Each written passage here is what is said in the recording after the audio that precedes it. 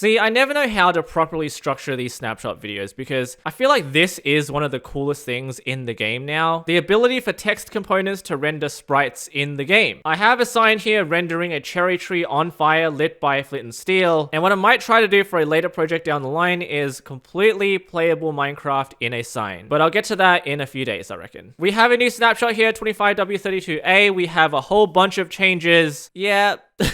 There's a lot of shelves over there. The Minecraft movie meme thing still hasn't died out, which is crazy. The official snapshot page for 25W32A features chicken jockey in a crate of copper bars. So as you can see, if you search up torches, you have 4 different torches now. We have the regular torch, the soul torch, the redstone torch, and now we have a copper torch. Crafting a copper torch requires a regular torch recipe, which is this. And then above it, you gotta place it above it, a copper nugget. And instantly the torch turns into a copper torch. Chemistry in action. Can't place it on the side or here or here. Gotta be on the top, which means it is only doable on a crafting table. So we have a copper torch. It functions the same way as a regular torch. Now I will say, I tried to compare this to the Education Edition green torch. This looks more green than that one. And also consistent with the theme of this snapshot, basically all of this copper stuff, the chains, they're all the same as the original counterparts. So now we have the green torch, the copper torch. RGB. Alright, nice. Next on our list, we have iron bars, but not iron, copper bars. Copper bars that look exactly the same as iron bars, but it's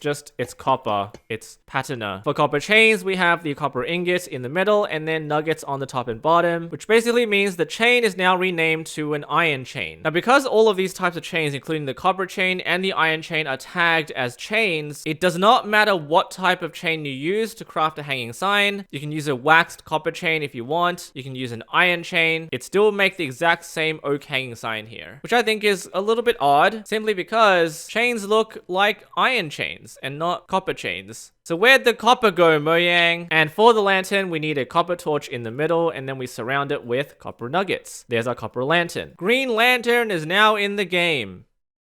All of this stuff oxidizes over time as well, so random tick speed, we set this to like 10,000. You can see all of this stuff is oxidizing as expected. So as it seems, there is quite the obsession with having all iron stuff have copper counterparts. So that's the copper update. So I guess we can split this update or this drop into 2 sections. So we have the copper stuff, we have the item sorting mechanism as well. The copper golem doesn't have any listed fixes for their pathfinding, so we'll have to wait for that. However, shelves now look like this, or they behave like this. We have some rows of them, some columns of them. I tried to make some variation with the items that they're storing. However, you'll notice that items and blocks now store on the bottom of the shelves, not in the middle. This appears to have split the community a little bit. People didn't particularly warm to this idea, so now they'll look like they're on the bottom of the shelf where they're like sitting on the ledge instead of being in the middle. So what they'll look like if they're on the side is they'll sit in the middle of the ledge. Blocks will be placed flush on the edge of the shelf, and items will just stand upright. Somehow, during the live stream, I attempted to modify this behavior such that the item doesn't just sit upright on the shelf, but tilts to the back, so it looks like it's leaning on the shelf rather than just sitting on its own, which then looks like this. So you can see that the axolotl bucket leans onto the back now, rather than looking like this. Now, obviously, this is a personal preference for some people. Some people don't like it like this. Some people don't like it like this either. I tend to think this works a lot better, and it makes a lot of sense. However, the issue with the angle proposition is that it doesn't apply correctly to all items in the game. Previously, on this particular shelf, I had the fox spawn egg on it. Because the item is a little bit smaller, it sort of starts to float and it doesn't lean correctly onto the back of the shelf. That's because this texture is a little bit smaller than the axolotl bucket. However, you might notice that even with the current state, it doesn't work either.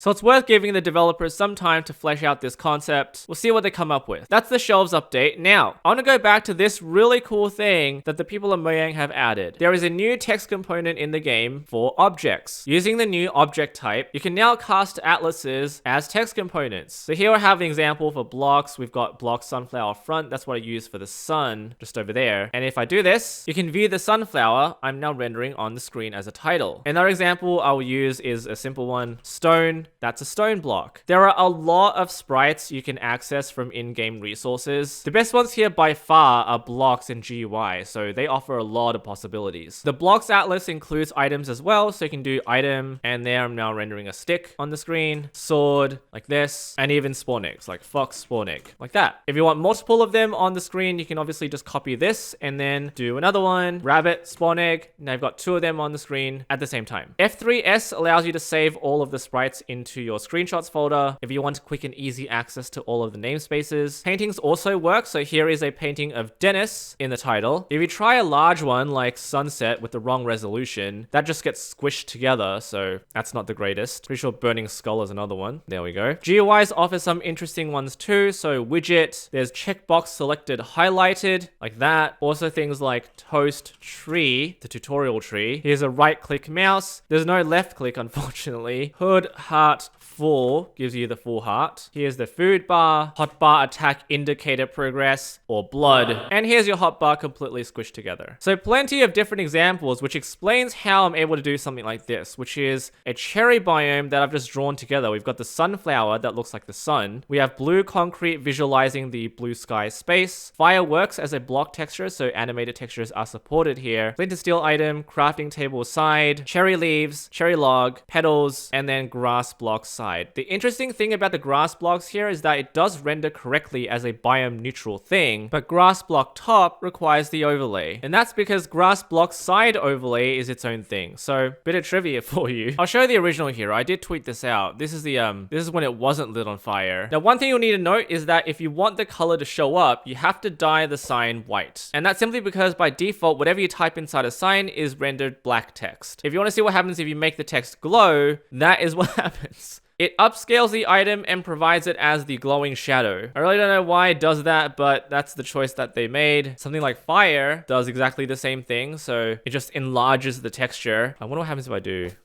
Oh, that's cool. Here's your diamond sword, and let's make it purple. And now you have your amethyst sword, guys. Everything you guys ever wanted. They also, of course, would work with MOTDs, so if you want to place them on your front page for your server, you sure can do that, which really showcases the potential of GUI sprites. With all of this in mind, I have now revisited my Minecraft in Dialogue project from a couple of months ago. We have cobblestone here, we have a bunch of grass, some dandelions, and if I just press G, you can see the full structure of the house. It's a bit clipped actually. Let me just go up. We can see the gradient, the slope of the terrain with the grass blocks. We have some dandelions here, cobblestone as the structure, grass blocks, dandelions, and then we have the brown blocks here because I have not differentiated between the oak log and the stairs here. But I really do love how I can now show the blocks instead of a color palette, which was one of the biggest limitations of this project from back then. But all in all, there's a lot you can do here, and I'm going to try to see if I can make Minecraft playable in a sign. Don't know how that's going to go. The fact that I'm saying this in a video means one of you guys is probably going to do it. But that's the snapshot. Thank you all so much for watching as always. Gonna do some experimentation over the week and see what I've missed, what I can do. As always, leave a like, subscribe. I'll keep you guys updated. See where this takes us.